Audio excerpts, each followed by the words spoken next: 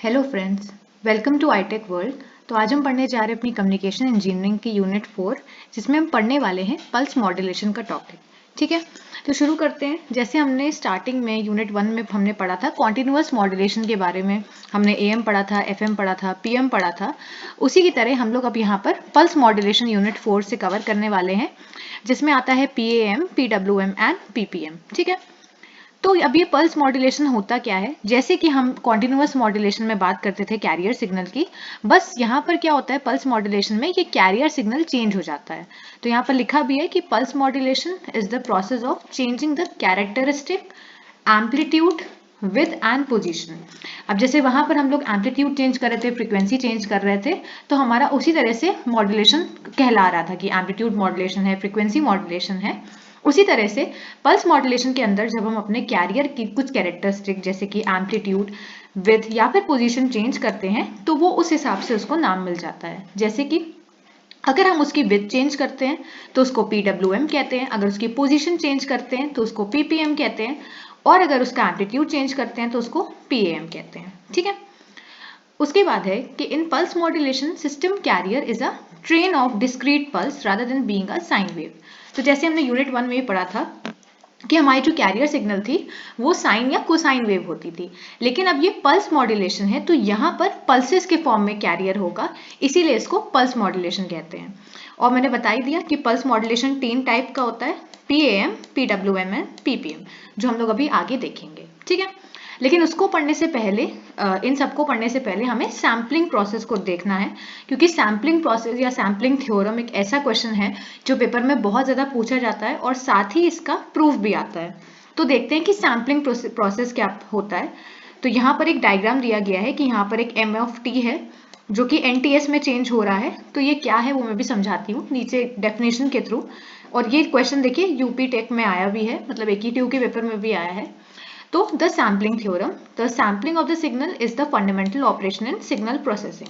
तो अभी आप लोग आगे चल के डिजिटल सिग्नल प्रोसेसिंग एक सब्जेक्ट पढ़ोगे, तो वहां पर भी सिग्नल को हम जब प्रोसेस करते हैं तो वहां पर हम सैम्पलिंग करते हैं। सैम्पलिंग बेसिकली एक इंपॉर्टेंट स्टेप होता है सिग्नल प्रोसेसिंग का, जहां पर एक कॉन्टिन्यूअस टाइम सिग्नल, तो ये याद रखना कि सैम्पलिंग हम करते क्यों है, सैम्पलिंग से होता क्या है। एक कॉन्टिन्यूअस टाइम सिग्नल किसमें कन्वर्ट हो जाता है, वो सबसे पहले एक डिस्क्रीट टाइम सिग्नल में कन्वर्ट होता है। अब ये सिग्नल्स क्या होते हैं, ये मैंने कम्युनिकेशन की यूनिट 1 में पढ़ा रखा है कि कॉन्टिन्यूअस टाइम सिग्नल क्या होता है, डिस्क्रीट टाइम सिग्नल क्या होता है। तो सबसे पहले क्या होगा, एक continuous time signal discrete time signal में कन्वर्ट हो जाएगा सैम्पलिंग प्रोसेस के थ्रू। ठीक है, उसके बाद लिखा है the sufficient number of samples of the signal must be taken. तो यहाँ पर मोस्ट इंपॉर्टेंट चीज यही थी कि सैम्पलिंग थ्योरम से हम कॉन्टिन्यूअस टाइम सिग्नल को कन्वर्ट करते हैं डिस्क्रीट टाइम सिग्नल में। और अलग अलग तरह की सैम्पलिंग होती है जो हम लोग अभी आगे पढ़ेंगे, जैसे कि ideal sampling, natural sampling and flat top sampling. इसका जो मोस्ट फेमस जो डेफिनेशन आती है सैम्पलिंग थ्योरम की, वो ऊपर वाली नहीं, वो ये है जो पेपर में लिखी जाती है। वो ये है कि a continuous time signal may be completely represented in its sample. मतलब कोई भी कॉन्टिन्यूअस टाइम सिग्नल हमें देखा कि हम उसको डिस्क्रीट टाइम सिग्नल में कन्वर्ट करते हैं सैम्पलिंग प्रोसेस के थ्रू, तो वहां पर यहाँ पर यही लिखा है कि कोई भी कॉन्टिन्यूअस टाइम सिग्नल को हम रिप्रेजेंट कर सकते हैं उसके सैंपल्स में। सैंपल्स मतलब डिस्क्रीट टाइम सिग्नल, जैसे कि एक ऐसा सिग्नल हो गया। ठीक है, और इस ये जो मेरे सैंपल्स हैं, ये जो डिस्क्रीट सिग्नल है, इस डिस्क्रीट सिग्नल से आप कॉन्टिन्यूअस सिग्नल भी ले सकते हो। मतलब आप कॉन्टिन्यूअस से भी डिस्क्रीट जा सकते हो और डिस्क्रीट से भी कॉन्टिन्यूअस जा सकते हो। ये चीज कब होगी, ये चीज तब होगी जब सैम्पलिंग फ्रीक्वेंसी मेरी ये हो, मतलब fs इज इक्वल्स टू या ग्रेटर देन 2fm।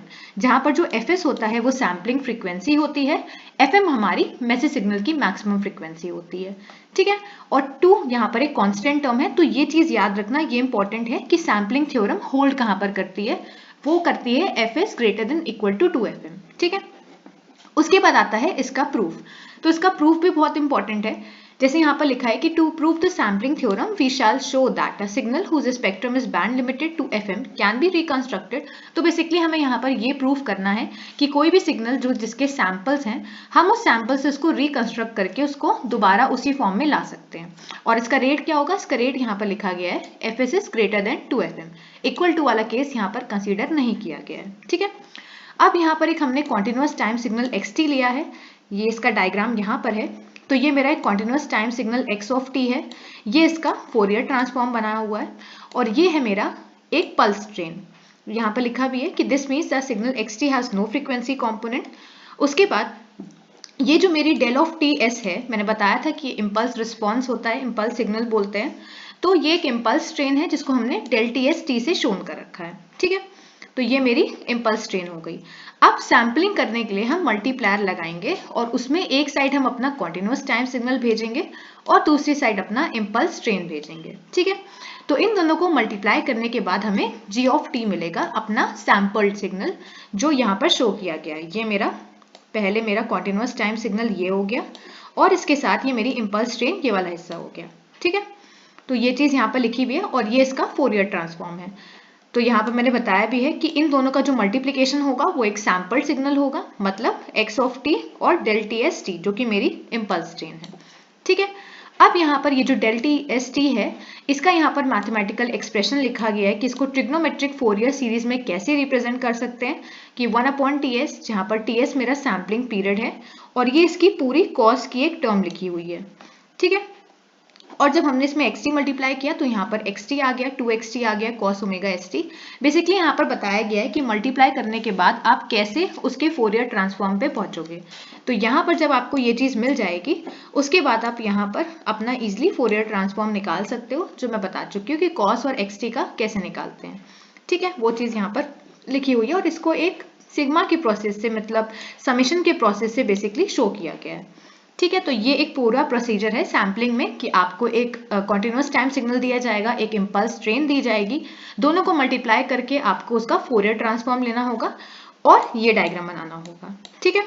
तो ये इंपॉर्टेंट है, इस प्रूफ को और इसकी डेफिनेशन को अच्छे से आप लोग पढ़ लीजिएगा। अब यहाँ पर कुछ और चीज़ें आती हैं, जिसमें आता है Nyquist rate and Nyquist interval. तो ये भी इंपॉर्टेंट है, ये दो नंबर में आते हैं कि नाइक्विस्ट रेट क्या है। तो नाइक्विस्ट रेट जो होता है उसको हम लोग मिनिमम सैम्पलिंग रेट बोलते हैं, मतलब अगर इससे कम रेट हुआ तो सैम्पलिंग नहीं हो पाएगी। जैसे हमें पता भी है कि जो मैंने पहले बताया था कि F S greater than equal to 2fm है, मतलब या तो F S greater than 2fm होगा या इक्वल टू। अगर इससे कम हुआ, मतलब F S less than 2fm हुआ, तो उस केस में हमारी सैम्पलिंग नहीं हो सकती है। तो यही जो रेट है कि F S is equal to 2fm तो होना ही चाहिए। अगर इससे कम कहीं पर हुआ मेरा सैम्पलिंग रेट, तो उस केस में सैम्पलिंग नहीं होगी। इसी रेट को हम लोग क्या बोलते हैं, हम लोग इसी रेट को नाइक्विस्ट रेट बोलते हैं, ठीक है। और इसका जस्ट ऑपोजिट, मतलब 1/2fm को हम लोग नाइक्विस्ट इंटरवल बोलते हैं, ठीक है। अब यहाँ पर एक 3 क्राइटेरियाज लिखे हुए हैं जो समझने के लिए जरूरी है, कि अगर F S equals to 2fm है तो क्या होगा, लेस देन 2fm है तो क्या होगा, और ग्रेटर देन 2fm है तो क्या होगा। तो ग्रेटर देन 2fm के केस में हमें आज सच कोई प्रॉब्लम नहीं आती है, क्योंकि सैम्पलिंग की डेफिनेशन ही ये है कि F S greater than equal to 2fm होना चाहिए। तो यहाँ पर कोई भी टच नहीं होगा, मतलब इस तरह से आपको दो सिग्नल एक दूसरे के साथ ओवरलैप करते हुए नहीं दिखेंगे। इक्वल टू 2fm के केस में क्या होगा कि आपको कुछ ऐसा डायग्राम मिलेगा, ये जो डायग्राम है, कि यहाँ पर एक जो सिग्नल है वो दूसरे सिग्नल के साथ कुछ ओवरलैप कर रहा है, ठीक है। और अगर लेस देन 2fm का केस हो जाएगा तो उस केस में ISI हो जाएगा। ISI क्या होता है, ISI होता है इंटर सिंबल इंटरफेरेंस, जो कि कम्युनिकेशन इंजीनियरिंग में एक इंटरफेरेंस के नाम से जाना जाता है। और इसमें क्या होता है कि ये जो आप लोग देख सकते हो कि ये जो दो सिग्नल्स हैं, ये दोनों आपस में ओवरलैप कर लिए गए हैं। तो जब ये सिग्नल रिसीवर पे पहुंचेगा, तब जो रिसीवर है ये इसको समझ नहीं पाएगा कि यहाँ पर पल्स क्या थी, क्योंकि यहाँ पर ये जो भी पल्सेस हैं ये इनडिस्टिंग्विशेबल हो गई हैं। तो इसी को हम लोग ISI कहते हैं, और F S less than 2fm के केस में हमें ये क्राइटेरिया मिलता है, ठीक है।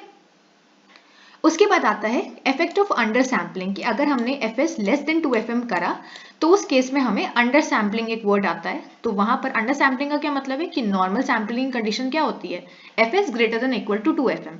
लेस देन 2fm रखोगे तो उसको हम लोग अंडर सैम्पलिंग बोलते हैं। और उससे एक मोस्ट इंपॉर्टेंट इफेक्ट आता है जिसको हम लोग एलियाजिंग बोलते हैं। एलियाजिंग भी पेपर में बहुत ज्यादा पूछा जाता है। तो एलियाजिंग क्या होता है, एलियाजिंग जो मैंने बता दिया कि ये जो कंपोनेंट्स होंगे ये आपस में क्या हो जाएंगे, आपस में ओवरलैप कर जाएंगे, कि the successive cycles of spectrum G omega of the sample signal G of T overlap with each other. अब ये ओवरलैप हो जाएंगे तो प्रॉब्लम क्या होगी, जैसे मैंने बताया कि जब ये रिसेप्शन की साइड पे जाएंगे तो ये सही से वहां पर जो भी रिसीवर होगा वो समझ नहीं पाएगा कि सिग्नल एक्चुअली था क्या, ठीक। यहाँ पे मैंने डेफिनेशन भी लिखी है कि aliasing is the phenomena in which a high frequency component in the frequency spectrum of the signal take identity of a lower frequency component. अब इससे बचने के लिए हम लोग क्या कर सकते हैं, तो अलियासिंग को अवॉइड करने के लिए आप एक प्री अलियास फिल्टर लगा सकते हो। तो उससे क्या होगा, जो आपकी जो भी यहाँ पर अलियासिंग हो रही है वो चीज़ नहीं होगी। उसके साथ साथ आप ट्राई करो कि आपकी जो सैम्पलिंग फ्रीक्वेंसी है वो हमेशा 2 FM से ज़्यादा रहे, तो उस केस में भी अंडर सैम्पलिंग का केस नहीं आएगा। ठीक है, तो इन दोनों तरीके से ये भी क्वेश्चन इंपॉर्टेंट है कि आप अलियासिंग को कैसे अवॉइड कर सकते हो। ठीक, अब आता है मेरा टाइप्स ऑफ सैम्पलिंग या फिर सैम्पलिंग टेक्निक। तो मैंने बताया था कि इसमें 3 तरह की सैम्पलिंग आती है, ideal sampling, natural sampling and flat top sampling. तो आइडियल जो सैम्पलिंग आइडली दी गई है वो प्रैक्टिकल यूसेज में नहीं ली जाती है। प्रैक्टिकली ये जो 2 सैम्पलिंग है, नेचुरल और फ्लैट टॉप सैम्पलिंग, वो यूज की जाती है। लेकिन सिंस हमारे सिलेबस में आइडियल भी है तो मैं बता देती हूँ। इसके नाम याद रखना कि आइडियल सैम्पलिंग को आइडियल, इंस्टेंटेनियस, इम्पल्स सैम्पलिंग, ये तीनों वर्ड से जाना जाता है। ठीक है, तो ये ज़्यादातर केस में सैम्पलिंग की तरह ही है कि यहाँ पर हमारा एक कॉन्टिन्यूअस टाइम सिग्नल है, ये मेरी एक इम्पल्स ट्रेन है। ठीक, और एक चीज़ यहाँ पर अलग आ जाती है, एक स्विचिंग सैम्पलर। ये मेरा स्विचिंग सैम्पलर का सर्किट है जहाँ पर ये मेरा एक्स ऑफ टी, मेरा कॉन्टिन्यूअस टाइम सिग्नल लगाया गया है और एक स्विच के थ्रू हम अपने आउटपुट को बेसिकली बोल सकते हो कि रेगुलेट कर रहे हैं, उसको फाइंड आउट कर रहे हैं। लिखा भी है यहाँ पर कि अगर हम closing time T of the switch approaches 0, मतलब आपका जो स्विच है वो क्लोज कर दिया जाएगा, तो उस केस में क्या होगा, ये जो स्विच है यहाँ से क्लोज हो जाएगा, तो उस केस में जो g ऑफ t है ये मेरा x ऑफ t के इक्वल हो जाएगा और हमें यहाँ पर सैंपल्स मिल जाएंगे। ठीक है, ये हमें पता है, ये मैंने सैम्पलिंग में बताया था कि अपनी इम्पल्स ट्रेन को बेसिकली रिप्रेजेंट करने का एक तरीका है। ठीक है, फिर वही चीज़ कि हमने g ऑफ t निकालने के लिए अपने कॉन्टिन्यूअस टाइम सिग्नल और अपनी इम्पल्स ट्रेन को मल्टीप्लाई करना है, तो हमें ये मिल जाएगा। ठीक, और ये चीज़ मैंने यहाँ पर लिख दी। उसके बाद इसका फोरियर ट्रांसफॉर्म ले लो और यहाँ पर आप शो कर सकते हैं। तो ये पूरी सैम्पलिंग ही है, आइडियल सैम्पलिंग ही मेरी नॉर्मल सैम्पलिंग टेक्निक होती है। तो ये पेपर में जहाँ तक है कि नहीं आएगी, क्योंकि ज़्यादातर पूछी नहीं जाती है। पेपर में जो ज़्यादा आती है वो आती है मेरी नेचुरल सैम्पलिंग और फ्लैट टॉप सैम्पलिंग। तो नेचुरल सैम्पलिंग में क्या होता है बताती हूँ कि since the width of the pulse approaches 0, power content in sample signal is negligible. तो यहाँ पर आइडियल सैम्पलिंग का डिसएडवांटेज दिया गया है कि हम लोग आइडियल सैम्पलिंग को क्यों नहीं यूज करते हैं, तो क्योंकि वो ट्रांसमिशन पर्पस के लिए इतनी ज़्यादा सूटेबल नहीं है, इसलिए हम लोगों को 2 टेक्निक्स यूज करनी पड़ती है, नेचुरल और फ्लैट टॉप सैम्पलिंग। तो देखते हैं कि नेचुरल सैम्पलिंग क्या होता है। इसका सर्किट भी ऑलमोस्ट मेरी आइडियल सैम्पलिंग की तरह है कि यहाँ पर x ऑफ t है, यहाँ पर मेरा g ऑफ t है। डिफरेंस क्या है, यहाँ पर मेरा एक स्विच के साथ c ऑफ t यहाँ पर लगाया हुआ है, तो यहाँ पर जो मेरी इम्पल्स ट्रेन है उसकी कुछ विद है। जैसे वहाँ पर मेरी जो इम्पल्स ट्रेन थी वो कुछ इस फॉर्म में थी कि यहाँ पर कुछ विद नहीं थी इन इम्पल्स की, लेकिन यहाँ पर इनकी कुछ विद है, ये ऐसी विद इनकी बताई गई है, तो इनकी यहाँ पर एक विद है। यही डिफरेंस है मेरी नेचुरल सैम्पलिंग में। यहाँ पर लिखा भी है कि natural sampling the pulses has finite width equal to tau. उसके बाद यहाँ पर एक डायग्राम दिया गया है कि ये मेरा कॉन्टिन्यूअस टाइम सिग्नल है सिमिलर, और ये मेरा c ऑफ t है या फिर मेरी पल्सेस हैं फाइनाइट विथ की। ठीक है, और अब यहाँ लिखा है कि when ct goes high the switch S is close. तो ये याद रखना कि जो मेरा ये c ऑफ t है जो यहाँ अप्लाई किया गया है, बेसिकली इसको अप्लाई ही किया गया है मेरे स्विच को रेगुलेट करने के लिए, कि जब मेरा ct हाई होगा उस केस में क्या होगा, हाई का मतलब क्या है कि ct अपने मैक्सिमम एम्पलीट्यूड पे होगा, इस एम्पलीट्यूड में। ठीक है, तो उस केस में क्या होगा, उस केस में मेरा जो सिग्नल आएगा, जो g ऑफ t आएगा, मेरा स्विच क्लोज हो जाएगा और gt मुझे xt के इक्वल मिलेगा। ठीक है, जब मेरा ct जो है वो 0 होगा, मतलब इस वाले केस में यहाँ पर, तो उस केस में क्या होगा, जो मेरा g ऑफ t है वो 0 हो जाएगा। ठीक है, क्योंकि मेरा स्विच जो है वो ओपन है, तो वो चीज़ हमने यहाँ पर बना दी है। ठीक, अब यहाँ पर थोड़े से मैथमेटिकल स्टेप्स हैं, चाहो तो पेपर में मेंशन कर सकते हो, लेकिन अगर आप लोग डायग्राम बनाओगे और पूरा प्रोसीजर समझा दोगे तो इन स्टेप्स को मेंशन करने की ज़रूरत नहीं है। ठीक है, लेकिन समझने के लिए हमें आना चाहिए। तो ये मेरा एक्सप्रेशन है gt is equals to c of t dot x of t। ठीक, और ये मेरा s ऑफ t का एक्सप्रेशन है, मतलब ये जो मेरा सिग्नल है एक्सपोनेंशियल फोरियर सीरीज का जो पीरियोडिक पल्सेस है वो यहाँ पर शोन किया गया है कि ये इसका एक पूरा एक्सप्रेशन है। ठीक है, ये मेरा c ऑफ t का एक्सप्रेशन दे रखा है, जहाँ पर मेरा c ऑफ n जो है वो एक कांस्टेंट है, फोरियर कोफिशिएंट है, और ये पूरा मेरा एक्सप्रेशन है। तो वो चीज़ हमने यहाँ पर पूरी पुट कर दी है फोरियर सीरीज रिप्रेजेंटेशन बनाने के लिए अपनी c ऑफ t का। ठीक है, और जो सी ऑफ टी थी वो मैंने जी ऑफ टी में यहाँ पर इसमें पुट कर दिया, तो वहां से हमें ये मिल गया। फिर हम क्या करेंगे, हमें जी ऑफ एफ निकालना है या फिर हमें फ्रीक्वेंसी डोमेन में निकालना है, तो हम इसका फोरियर ट्रांसफॉर्म लेंगे, जो मैं बता चुकी हूँ कि कैसे लेना है। ठीक है, वो चीज़ हम यहाँ पर कर देंगे। अब ये #2 और #1 क्या है वो मैं अभी आगे बताऊंगी। तो वो हमारा ये ऐसा सिग्नल बन जाएगा कि ये मेरा सिग्नल का फोरियर ट्रांसफॉर्म है और ये मेरे आउटपुट सिग्नल का फोरियर ट्रांसफॉर्म है। तो एग्जाम में भले ही ये स्टेप्स मत लिखना मैथमेटिकल, क्योंकि इनको थोड़ा याद करने में या समझने में दिक्कत होती है, लेकिन ये डायग्राम जरूर बनाना कि हमारा जो Fourier transform continuous time signal का है वो ये है, आउटपुट सिग्नल का फोरियर ट्रांसफॉर्म ऐसे है। और यहाँ पर ये मेंशन जरूर करना कि 0 है, ये FM है, ये FS है, तो ये चीज़ मेंशन करना जरूरी है। ठीक है, अब आता है फ्लैट टॉप सैम्पलिंग या रेक्टेंगुलर पल्स सैम्पलिंग। तो नेचुरल सैम्पलिंग आप लोगों ने देखा कि थोड़ी सी कॉम्प्लेक्स है, कि यहाँ पर एक इम्पल्स ट्रेन है जिसकी एक विद है, उसका एक कोई फोरियर सीरीज बन रही है, लेकिन फ्लैट टॉप सैम्पलिंग जो होती है वो बहुत ही ईजी सैम्पलिंग होती है। इसका मेन जो डायग्राम होता है वो ये यहाँ पर है। इस डायग्राम को अच्छे से याद रखना, क्योंकि ये PAM में भी काम आएगी जब हम लोग अभी आगे पढ़ेंगे। इस डायग्राम में क्या है कि यहाँ पर मेरा कॉन्टिन्यूस टाइम सिग्नल है, यहाँ पर मेरा आउटपुट है, यहाँ पर एक कैपेसिटर लगाया गया है, उसके साथ साथ एक सैम्पलिंग स्विच और डिस्चार्जिंग स्विच। तो बेसिकली होगा क्या यहाँ पर कि ये जो सैम्पलिंग स्विच है, यहाँ पर क्या होगा कि जो सैम्पलिंग स्विच होगा पहले ये क्या होगा कि ये मेरा क्लोज हो जाएगा और ये जो मेरा कैपेसिटर है वो अपनी मैक्सिमम वैल्यू तक चार्ज हो जाएगा। फिर ये डिस्चार्ज स्विच जो है ये ओपन होकर इसको डिस्चार्ज कर देगा। तो इस तरीके से हमें जी ऑफ टी और एक्स ऑफ टी मिल जाएगा। तो इसको ज़्यादा डिटेल में हम लोग अभी PAM में पढ़ेंगे। समझ लो कि जब हम लोग PAM या फिर जो sample and hold circuit flat top sampling में आपको यही डायग्राम बनाना है। ठीक, तो ये इसका डायग्राम है कि आपको यहाँ पर ये आउटपुट सिग्नल है बेसिकली जी ऑफ टी, ये मेरा इनपुट सिग्नल है, ये जो बना हुआ है कॉन्टिन्यूस टाइम सिग्नल, और इसी के ऊपर मैंने अपना आउटपुट सिग्नल बना दिया है। तो ये देखो, ये मुझे इसकी जो भी फ्लैट्स हैं, जो भी मेरे सिग्नल की वो टॉप क्या है, इसकी जो टॉप है वो फ्लैट है, मतलब फ्लैट टॉप सैम्पलिंग इसीलिए इसका नाम लिखा गया है, क्योंकि इसका जो आउटपुट आता है उसका जो टॉप होता है वो फ्लैट होता है। ठीक, इसका रिप्रेजेंटेशन ऐसे है कि जी ऑफ टी जो मेरा आउटपुट सिग्नल है वो क्या है, एस ऑफ टी कॉन्वोल्यूशन, ये जो सिंबल है वो कॉन्वोल्यूशन का सिंबल है, जो आप लोग अभी सिग्नल सिस्टम में पढ़ोगे कि कैसे कॉन्वोल्यूशन लेते हैं। तो बेसिकली कॉन्वोल्यूशन का सिंबल है, और ये एच ऑफ टी है मेरा, जो मेरी विद है कि कितनी मेरी विद है मेरे पल्स ट्रेन की, वो चीज़ यहाँ पर है। ये मेरी इम्पल्स ट्रेन है, यहाँ पर शो करी गई है। एस ऑफ टी क्या है, ये वाला एस ऑफ टी जिसके साथ हम लोग कॉन्वोल्यूशन ले रहे हैं वो मेरा एक्स टी और डेल टी एस का मल्टीप्लीकेशन है, जो हम लोग अभी तक कर रहे थे। मेन यहाँ पर एच ऑफ टी आ जाता है। ठीक, तो हमने यहाँ पर एस ऑफ टी अपना अप्लाई कर दिया। अब ये कॉन्वोल्यूशन का फॉर्मूला है, अगर आप लोगों ने पढ़ा होगा तो आप लोग को पता होगा कि जे ऑफ टाउ बेसिकली होना चाहिए, लेकिन यहाँ पर टी है, तो j of t is equal to s tau h of t minus tau d tau. तो वो चीज़ हमने यहाँ पर पुट कर दी, पूरा इंटीग्रेट करेंगे, पूरा इंटीग्रेट करने के बाद हमें ये मिलेगा। अब हमें जी ऑफ टी मिल गया है, तो हम इसका फोरियर ट्रांसफॉर्म ले लेंगे। ठीक है, तो उस तरीके से मैंने नीचे बना भी दिया है कि मेरा एक्स ऑफ टी होगा, ये मेरा एस ऑफ टी होगा, ये मेरा एच टी है जो मैंने विद बताई थी, ये चीज़ वो है, और ये मेरा जी ऑफ टी है। ठीक, तो यहाँ पर मेरी तीनों सैम्पलिंग खत्म होती है।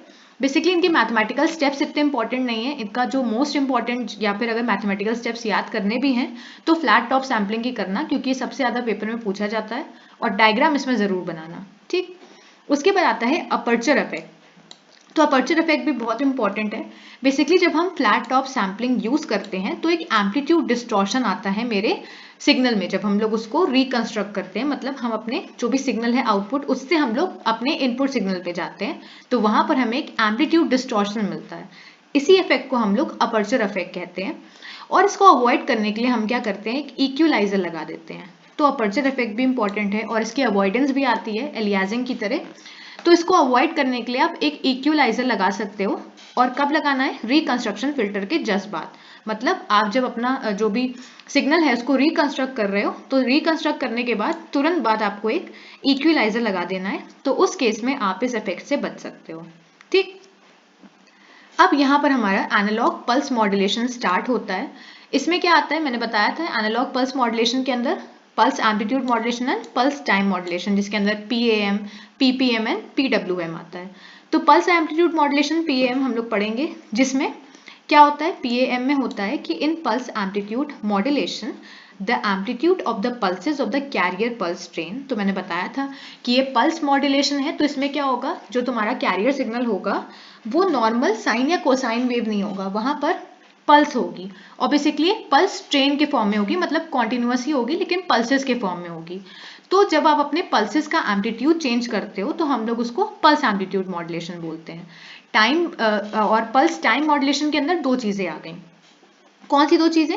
एक आता है पल्स विद मॉड्यूलेशन और एक आता है पल्स पोजीशन मॉड्यूलेशन, जिसमें PWNN PPM आता है। तो सिमिलर चीज है कि जब आप विद चेंज करोगे अपनी पल्स ट्रेन का मैसेज सिग्नल के हिसाब से तो उस केस में उसको PWM बोलेंगे, और जब आप उसका पोजीशन चेंज करोगे तो उसको क्या बोलेंगे, उसको बोलेंगे PPM। ठीक, तो यहाँ पर मैंने एक डायग्राम बनाया भी है, लेकिन आप लोग इससे समझो। जैसे यहाँ पर एक अनमॉड्यूलेटेड पल्स ट्रेन है, एक मेरा ये सिग्नल है, तो ये मेरा PAM का डायग्राम है कि जहाँ पर मेरी लो फ्रिक्वेंसी सिग्नल है, यहाँ पर मेरी लो फ्रिक्वेंसी सिग्नल है, तो उस केस में मुझे एम्पलीट्यूड कम मिल रहा है, और यहाँ पर मेरा एम्पलीट्यूड ज़्यादा है तो इस केस में मुझे एम्पलीट्यूड ज़्यादा मिल रहा है। यहाँ पर मेरा एम्पलीट्यूड कम था तो यहाँ पर मुझे एम्पलीट्यूड कम मिला। ठीक, पल्स विद मॉड्यूलेशन में क्या होगा, पल्स विद मॉड्यूलेशन में इसका जस्ट सिमिलर होगा कि जहाँ पर आपका लो साइन होगा, मतलब यहाँ पर सिग्नल थोड़ा कम है तो इस पॉइंट पे आपको हल्की विद मिलेगी, यहाँ पर सिग्नल मैक्सिमम है तो उस केस में आपको मैक्सिमम विद मिलेगी। और उसी तरह से मेरा पल्स टाइम मॉड्यूलेशन होता है। ठीक है, पल्स पोजीशन मॉड्यूलेशन, ये चीज मैंने यहाँ पर बना भी दी है लेकिन डायग्राम के थ्रू ज्यादा अच्छे से समझ में आएगी। अब आता है मेरा पल्स एम्पलीट्यूड मॉड्यूलेशन को समझना। तो डेफिनेशन तो मैंने बता दी कि आप जब अपना कैरियर या फिर ट्रेन का आप एम्पलीट्यूड चेंज करोगे अपनी मैसेज सिग्नल के अकॉर्डिंग तो उसको हम लोग पल्स एम्पलीट्यूड मॉड्यूलेशन कहेंगे। ठीक है, अब मैंने बोला था कि जो मेरा डायग्राम है सैम्पलिंग स्विच और डिस्चार्ज स्विच का, इसको याद रखना फ्लैट टॉप सैम्पलिंग वाला, क्योंकि ये PAM में भी आता है। देखो आ गया, सिमिलर डायग्राम है और यही है मेरी फ्लैट टॉप सैम्पलिंग का भी। ठीक है, अब इसको यहाँ पर समझते हैं अच्छे से। ये इसकी वर्किंग प्रिंसिपल है, इसको सैंपल एंड होल्ड सर्किट भी बोलते हैं। तो अगर एग्जाम में आता है कि एक्सप्लेन या describe sample and hold circuit, तो उस केस में भी आपको यही डायग्राम बनाना है। ठीक है, तो इसमें क्या है, the circuit consist of two field effect transistors FET switches and capacitors. तो बेसिकली ये जो मेरे हैं, ये मेरा FET स्विच है और ये भी मेरा FET स्विच है, field effect transistor. I hope आप लोगों ने पढ़ा होगा। तो ये मेरे FET स्विच है बेसिकली, और ये मेरा एक कैपेसिटर लगा हुआ है। The sampling switch is closed for a shorter duration by a short pulse applied to the gate G1 of the transistor. During this period, the capacitor is fully charged. तो जैसे मैंने बताया था, ये जो मेरा G1 है, ये जो मेरा गेट है फेट का, इस पे हमने एक पल्स लगाई है बहुत छोटे ड्यूरेशन के लिए। तो इससे क्या होगा, ये जो मेरा स्विच है ये एक्टिवेट हो जाएगा, ऑन हो जाएगा, और ये जो मेरा कैपेसिटर है ये अपनी मैक्सिमम वैल्यू तक चार्ज हो जाएगा। ठीक है, During this period, the capacitor is quickly charged up to a voltage equal to the instantaneous sample value. मतलब आपका जो G of t है वो X of t के इक्वल हो जाएगा। ठीक, उसके बाद ये सैम्पलिंग स्विच मेरा ओपन हो जाएगा और कैपेसिटर ने जो भी चार्ज ले रखा होगा, जिस भी चार्ज तक वो बेसिकली चार्ज हुआ होगा, वो उस चार्ज को होल्ड करके रखेगा। ठीक है, उसके बाद आता है मेरा डिस्चार्ज स्विच। तो डिस्चार्ज स्विच में क्या होगा, डिस्चार्ज स्विच में भी आप इस देन क्लोज्ड, आप डिस्चार्ज स्विच को भी क्लोज करोगे एक छोटी सी पल्स जो कि गेट G2 पे लगेगी। तो उस केस में मेरा कैपेसिटर C डिस्चार्ज होने लगेगा और वो डिस्चार्ज हो जाएगा 0 वोल्ट तक, और फिर मेरा जो डिस्चार्ज स्विच है उसको भी हम लोग ओपन कर देंगे। ठीक है, वो भी अपने आप से ओपन हो जाएगा। तो इस केस में हमें आउटपुट फ्लैट टॉप्ड मिलता है। ठीक, एक बार मैं शॉर्ट फॉर्म में बता देती हूँ। इसमें क्या करना है, सबसे पहले सैम्पलिंग स्विच को ओपन करने क्लोज करने के लिए आपने G1 पे एक सिग्नल लगाया। ठीक है, तो सिग्नल लगाने के बाद क्या हुआ, आपका कैपेसिटर इसकी इंस्टेंटेनियस वैल्यू तक चार्ज हो गया। ठीक, तो आपको यहाँ पर G of t पे X of t मिल गया। ठीक है, फिर आपने क्या किया, आपका ये सैम्पलिंग स्विच ओपन हो जाएगा। तो जब ये ओपन हो जाएगा तो ये जो कैपेसिटर है ये इस चार्ज को होल्ड करके रखेगा। ठीक है, उसके बाद क्या होगा, आपका डिस्चार्ज स्विच आपने क्लोज करेंगे। कैसे क्लोज करेंगे, इस पे भी एक पल्स लगाएंगे। तो जब ये क्लोज हो जाएगा ऐसे करके, जब ये इस तरह से क्लोज हो जाएगा तो उस केस में ये जो कैपेसिटर है ये डिस्चार्ज हो जाएगा 0 वोल्ट पे। ठीक है, और फिर से इसको ओपन कर दिया जाएगा और ये प्रोसीजर चलता रहेगा तब तक जब तक हमें सिग्नल ना मिल जाए और ये मेरी फ्लैट टॉप सैम्पलिंग यहाँ से मुझे मिल जाएगी। ठीक, तो ये मेरा डायग्राम है, मैंने अच्छे से समझा भी दिया जो मैंने पीछे बताया था। ठीक है। अब ये जो #1 और #2 है, #1 स्टार और #2 स्टार है, अब बहुत बार ऐसा होता है कि जो PAM है, जो पल्स एम्पलीट्यूड मॉड्यूलेशन है, उसमें लिखा हो कि आप एक्सप्लेन करो नेचुरली सैम्पल्ड PAM को या फिर आइडली सैम्पल PAM को। तो उस केस में आपको PAM को तो एक्सप्लेन करना ही है। अगर नेचुरली सैम्पल लिखा होगा तो आप नेचुरलिंग सैम्पलिंग में जो भी डायग्राम है वो मैंने मेंशन कर दिए वो बनाओगे।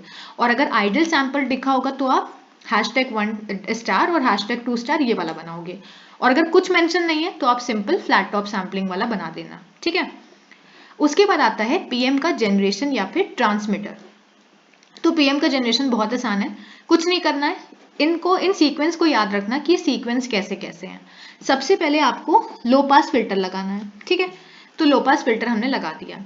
फिर आपको एक मल्टीप्लायर लगाना है। तो यहाँ पर जो आपका मैसेज सिग्नल, बेसिकली करना क्या है, हमें अपने मैसेज सिग्नल को अपने पल्स ट्रेन से मल्टीप्लाई करना है ना। यही तो हम लोग इतनी देर से कर रहे हैं। तो हमें क्या करना है, अपने मैसेज सिग्नल को पल्स ट्रेन से मल्टीप्लाई करना है। तो हमने मल्टीप्लायर से वो काम कर दिया। फिर हमने अपनी पल्स शेपिंग नेटवर्क लगा दिया, तो हमें यहाँ पर PAM सिग्नल मिल गया। ठीक है। तो वो चीज़ मैंने यहाँ पर लिखी है कि द बैंड लिमिटिंग नेसेसरी। अब ये जो लो पास फिल्टर है ये बेसिकली लगाया इसीलिए गया है ताकि जो आपका एलियासिंग इफेक्ट है वो आपका रिड्यूस हो सके या फिर अवॉइड हो सके। तो मैंने बताया भी था कि एलियासिंग को अवॉइड करने के लिए आप एक प्री एलियास फिल्टर लगाते हो, तो वो यहाँ पर LPF उसी का काम कर रहा है। ठीक है। और ये जो पल्स शेपिंग नेटवर्क है ये अपनी शेपिंग वर्क करेगा अगर आपको फ्लैट टॉप सैम्पलिंग चाहिए होगी तो। ठीक। और वो चीज़ यहाँ पर लिखी हुई है कि flat top pulses are easily regenerated by repeaters. अब ये रिपीटर्स क्या है वो मैं अभी आगे बताती हूँ। उसके बाद रिकंस्ट्रक्शन है। रिकंस्ट्रक्शन में कुछ नहीं है, आपको जो मैंने बताया था इक्वलाइजेशन, कि आप इक्वलाइजर लगा सकते हो। अपर्चर इफेक्ट वाला जो था सिमिलर है, वही एक चीज़ है कि आपने अपना PAM सिग्नल रिकंस्ट्रक्शन फिल्टर से भेजा और अपर्चर इफेक्ट से बचने के लिए आपने यहाँ पर इक्वलाइजर लगा दिया। ठीक है। तो वो चीज़ आपने यहाँ पर ये कर दी। उसके बाद है डीमॉड्यूलेशन ऑफ PAM। तो डीमॉड्यूलेशन में क्या होगा कि आपने अपना रिसीव सिग्नल एक होल्डिंग सर्किट से भेजेंगे। बेसिकली आप जब मॉड्यूलेशन कर रहे थे तो आप सैम्पलिंग कर रहे थे, है ना, आप एक MT को अपने पल्स ट्रेन से मल्टीप्लाई कर रहे थे।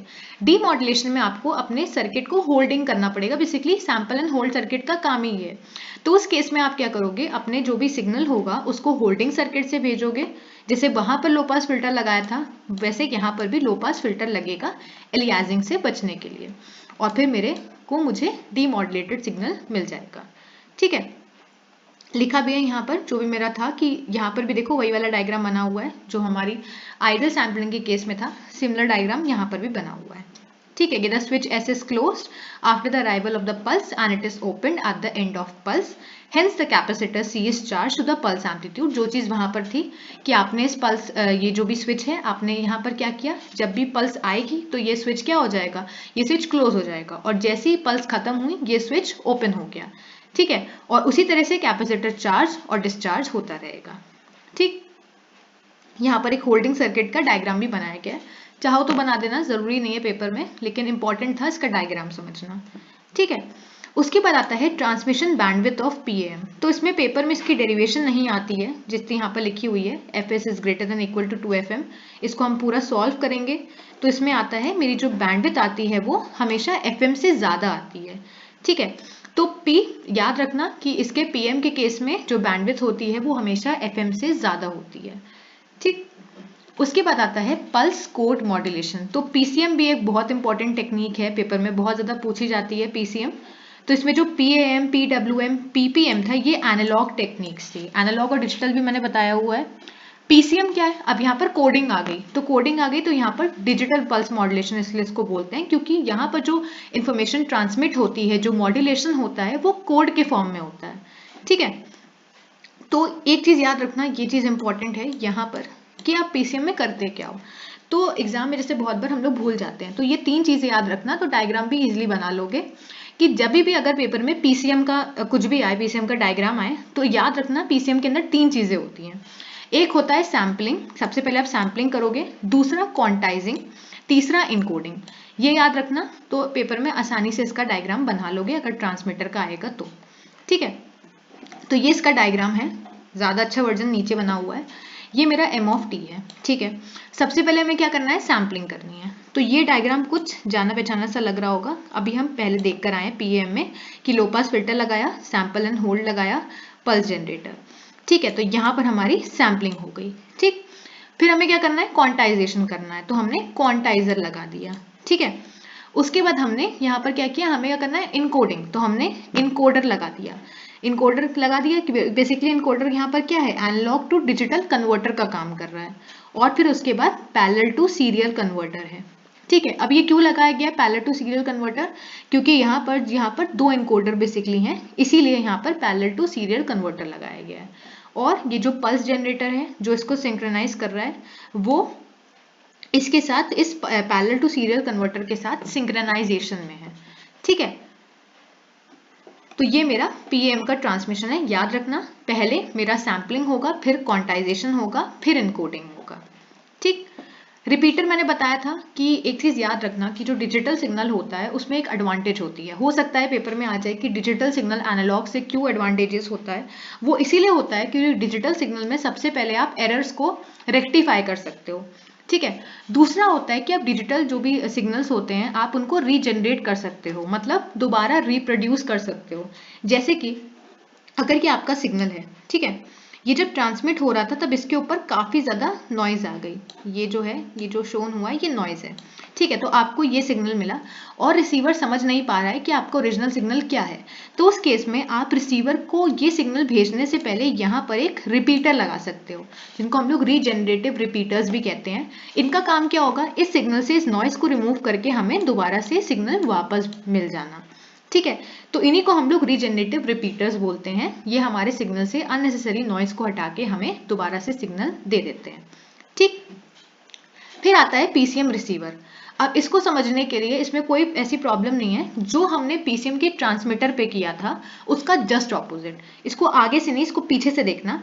ये एम ऑफ टी है। ठीक है, ये लो पास फिल्टर हम वहां लगा रहे थे सैम्पलिंग करने के लिए। ठीक है, इतना पोर्शन वो हो गया। उसके बाद क्या हुआ, ये मेरा सीरियल टू पैरेलल कन्वर्टर है, ये मेरा डीए कन्वर्टर है, और ये मेरा रीजनरेशन सर्किट है। बेसिकली यहाँ पर कुछ नहीं है। यहाँ पर हमें क्या करना है, अपने सिग्नल को जस्ट हमें जहाँ पर भी हमें पीसीएम मिला है हमें वहां से अपना मैसेज सिग्नल देना है। ठीक है, तो हम क्या करेंगे, रीजनरेशन सर्किट लगाएंगे। रीजनरेशन क्यों लगाएंगे, ताकि हमें जो भी पीसीएम का सिग्नल मिला है अगर उसमें नॉइज होगी तो उस नॉइज को रिमूव करने के लिए हमने यहाँ पर रीजनरेशन सर्किट लगा दिया। ठीक है, अब याद करो कि पीसीएम के ट्रांसमीटर में हमने पैरेलल टू सीरियल कन्वर्टर लगाया था, जहां पर हमें दो इनपुट मिल रहे थे, क्योंकि वहां पर दो इनकोडर थे और एक आउटपुट मिल रहा था। ठीक है, तो वहां पर पैरेलल टू सीरियल था, तो यहाँ पर सीरियल टू पैरेलल होगा। ठीक है, वहां पर एक और दो, वहां पर दो और एक था इस तरह से, तो यहाँ पर एक और दो होगा। वहां पर एनालॉग टू डिजिटल कन्वर्टर था, तो यहाँ पर डिजिटल टू एनालॉग कन्वर्टर होगा। ठीक, लो पास फिल्टर एलियासिंग को रिमूव करने के लिए, और यहाँ पर हमें अपना मैसेज सिग्नल मिल गया। ठीक, तो ये याद करने का एक तरीका है। और ये चीज इंपॉर्टेंट है कि ये तो मैंने बता दिया, नाइक्वेस्ट रेट 2 FM होता है, पीसीएम की बैंडविड्थ NFS/2 होती है, और इसका ट्रांसमिशन रेट NFS होता है। तो ये चीज याद रखना। एप्लीकेशन क्या है पीसीएम की, टेलीफोन सिस्टम में यूज होता है, स्पेस कम्युनिकेशन में यूज होता है, कभी कभी आ जाता है 2 नंबर में। ठीक है, फिर आता है डीपीसीएम, डिफरेंशियल पल्स कोड मॉड्यूलेशन। अब इसमें क्या करना है कि पल्स कोड मॉड्यूलेशन तो है, मतलब कोडिंग तो हो रही है।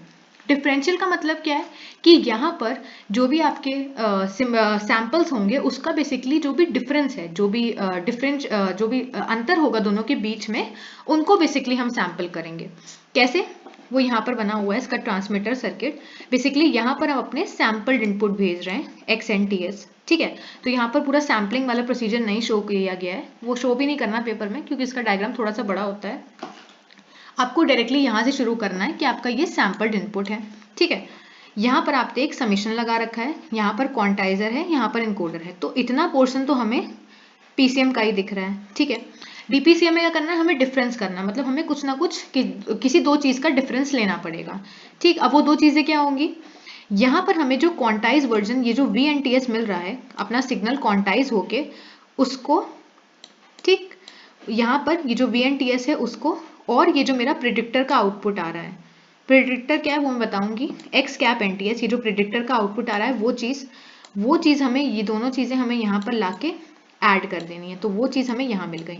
ठीक है, मतलब प्रिडिक्टर के इनपुट पे हमें ये मिल रहा है और प्रिडिक्टर के आउटपुट पे हमें ये मिल रहा है, x cap N T S.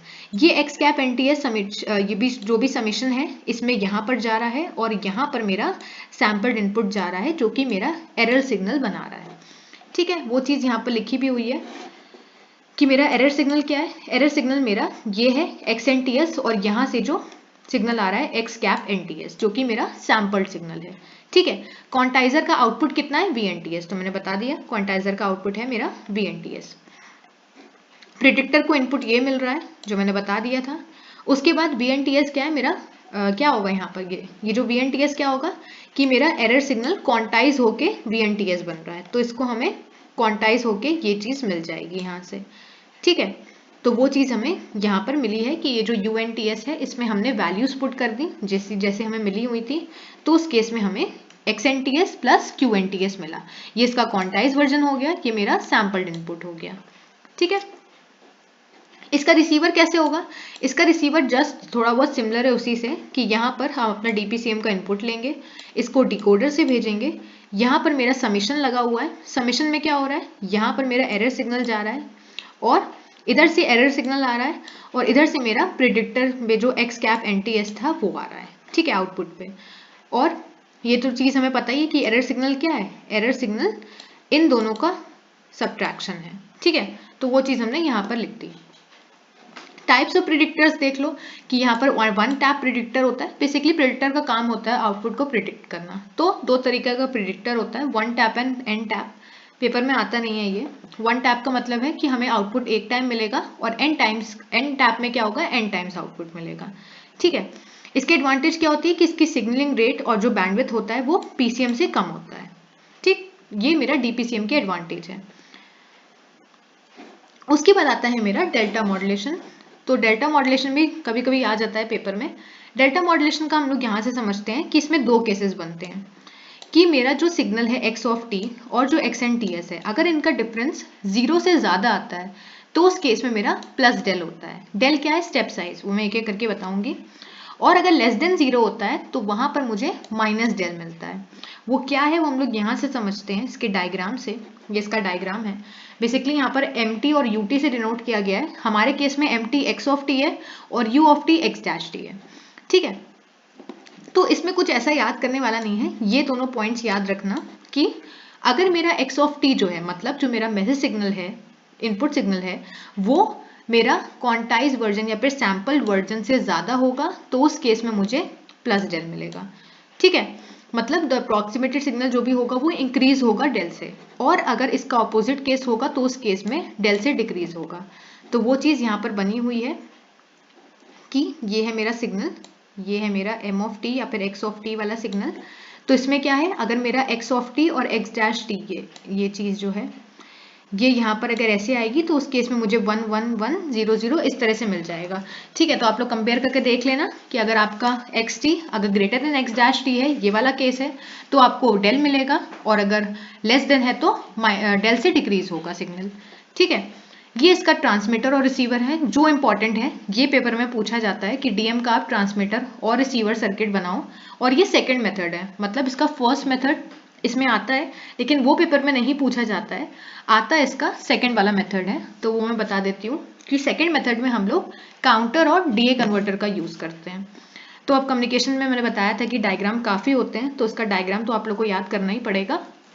इसको याद करने के लिए समझा सकती हूँ मैं।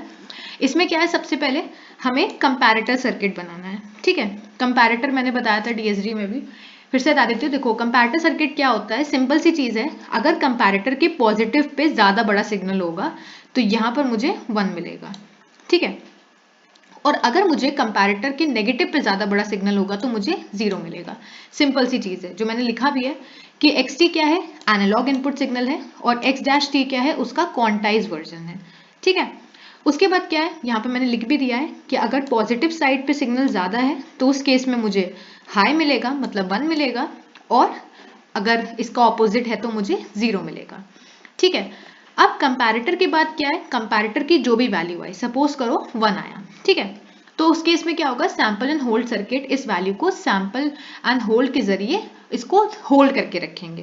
यहाँ पर लिखा भी है कि the comparator output is either 1 और 0, the sample and hold circuit will hold this level for the entire clock period, the output and sample and hold is transmitted as the output. अब यहाँ पर सैंपल एंड होल्ड का उसने जो भी value hold कर रखी होगी वो मुझे अपने आउटपुट पे मिल जाएगी। साथ ही साथ जो वैल्यू होगी, जो भी मुझे वैल्यू मिली होगी, वो हम फीडबैक करवा रहे हैं अपने अप डाउन काउंटर में। क्यों फीडबैक करवा रहे हैं? ताकि ये जो अप डाउन काउंटर है इसका हम लोग मोड सिलेक्ट कर सकें कि ये अप काउंटर की तरह काम करेगा या फिर डाउन काउंटर की तरह काम करेगा। कैसे पता चलेगा? कि the output of sample and hold is transmitted as the output, thus in TM the information which is transmitted, ये तो हमने पढ़ ही लिया। उसके बाद है कि the transmitted signal is also use to decide the mode of operation, जो मैंने बताया कि काउंटर जो है वो 1 से इंक्रीमेंट कर जाएगा अगर हमें 1 ट्रांसमिट किया होगा। मतलब सपोज करो कि सैंपल एंड होल्ड सर्किट ने 1 वैल्यू को होल्ड कर रखा है, ठीक है। अगर 1 वैल्यू को होल्ड कर रखा है तो उस केस में जब वो अप डाउन काउंटर पे जाएगा मोड सिलेक्शन के लिए, तो उस केस में काउंटर 1 से इंक्रीज कर जाएगा, ठीक है। और इसका जस्ट ऑपोजिट होगा अगर मेरा उल्टा हुआ, मतलब 0 हुआ, ठीक। The counter output is converted, और उसके बाद मेरा ये जो अप डाउन काउंटर का जो भी आंसर आएगा वो डिजिटल टू एनालॉग कन्वर्टर के थ्रू एनालॉग में कन्वर्ट होके फिर से मेरा x' मिल जाएगा, ठीक है। तो मैं फिर से बता देती हूँ, कंपैरेटर सर्किट है, जो भी आउटपुट आया सैंपल एंड होल्ड में गया, सैंपल एंड होल्ड ने उसको होल्ड करके रखा, वहां से मुझे आउटपुट मिल गया। जो भी मेरा आउटपुट आ रहा होगा वो मेरा अप डाउन काउंटर में जाएगा मोड सिलेक्शन के लिए, जो भी आंसर आएगा यहाँ से वो डीए कन्वर्टर में जाके कन्वर्ट होके मेरा क्वांटाइज वर्जन बना देगा, ठीक है। तो ये अच्छे से याद रखना, ये सबसे ज्यादा पेपर में डीएम ट्रांसमीटर आता है। तो जैसे इसका ट्रांसमीटर इजी है, इसका डायग्राम भी है जो मैंने ऊपर समझा दिया है, जैसे इसका डायग्राम है वैसे ही इसका रिसीवर भी है ट्रांसमीटर के साथ ही। इसमें क्या है, ये मेरा डीएम सिग्नल है, ठीक है। मोड सिलेक्शन के लिए यहाँ पर क्या है कि मैंने यहाँ पर अप डाउन काउंटर लिया है, डीए कन्वर्टर लिया है, उसका जस्ट ऑपोजिट जो चीज़ वहाँ पर थी कि अप डाउन काउंटर है, डीए कन्वर्टर है, लो पास फिल्टर लगा रखा है और यहाँ पर एनालॉग सिग्नल है। तो इसका बस ये डीएम इसका रिसीवर है कि यहाँ पर भी काउंटर के थ्रू अपना जो भी चीज़ें हैं वो हो रही हैं, ठीक। उसके बाद आता है मेरा कि डेल्टा मॉड्यूलेशन का काम क्या है, इसकी एडवांटेज क्या है। सबसे पहले इसका जो डिज़ाइन है वो सिंपल है। जैसे डीपीसीएम में क्या था कि हम लोग एरर निकाल रहे थे, क्वांटाइज वर्जन था, प्रिडिक्टर था, तो थोड़ा सा कॉम्प्लेक्स था।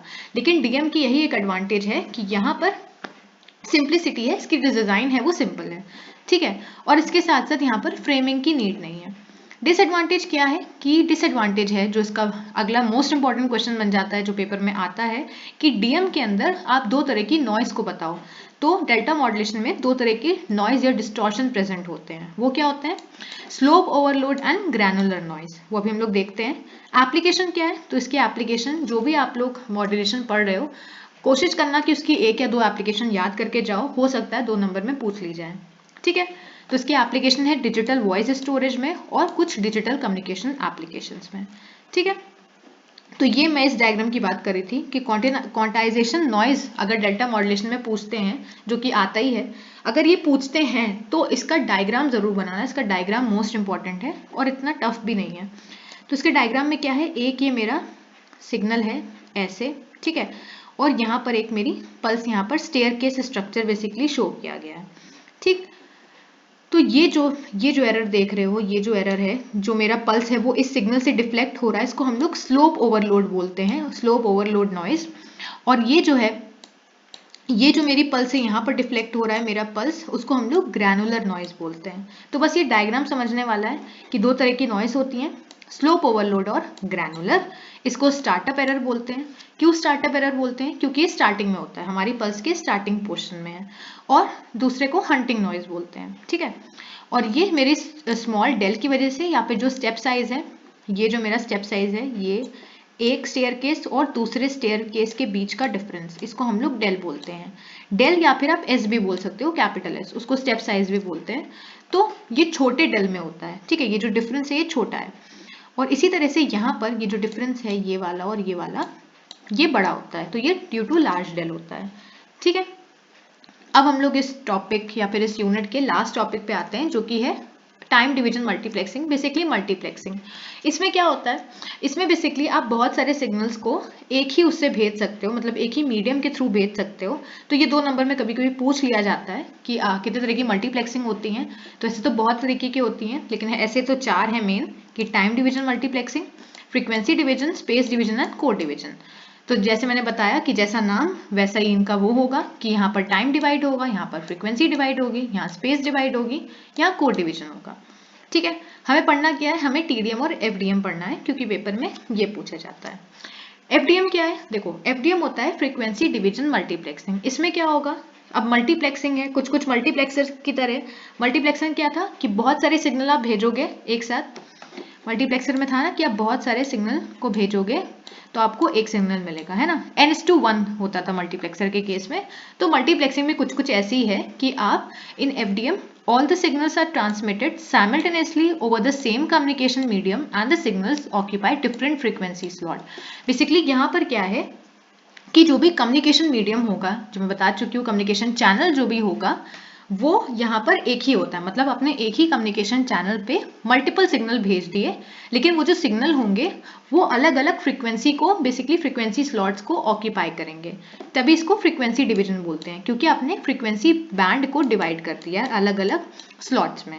ठीक है, लेकिन टीडीएम में क्या होगा, टाइम डिवाइड होगा। मतलब the signals to be multiplex are transmitted sequentially one after the other. ठीक है, तो मतलब सीक्वेंस में भेजा जाएगा, मतलब पहले एक सिग्नल भेजा जाएगा, फिर दूसरा सिग्नल भेजा जाएगा, फिर तीसरा सिग्नल भेजा जाएगा, इस तरीके से। Each signal occupies a short time slot, thus the signal are isolated from each other in the time domain, but all of them occupy the same slot in the frequency domain. तो वहां पर क्या था, frequency में division हो रहा था, इसलिए सारे सिग्नल अलग अलग फ्रीक्वेंसी स्लॉट को ऑक्यूपाई कर रहे थे। उसी तरह से टाइम डिवीजन में जो भी सिग्नल्स होंगे वो अलग अलग टाइम को ऑक्यूपाई करेंगे। ठीक है, thus in TDM the complete bandwidth of communication channel is available, और इसी वजह से यहाँ पर पूरी पूरी बैंडविड्थ अवेलेबल होती है। ठीक है, अब ये एक छोटी सी डेफिनेशन है कि फ्रेम क्या होता है। तो one frame corresponds to time period required to transmit the signal, all the signals. तो सारे सिग्नल को ट्रांसमिशन चैनल पे ट्रांसमिट करने के लिए जितना टाइम लगता है, जितना टाइम पीरियड लगता है, उसको हम लोग वन फ्रेम बोलते हैं। ठीक है, the TDM signal system can be used to multiplex analog or digital signal. However, it is more suitable for digital signal multiplexing.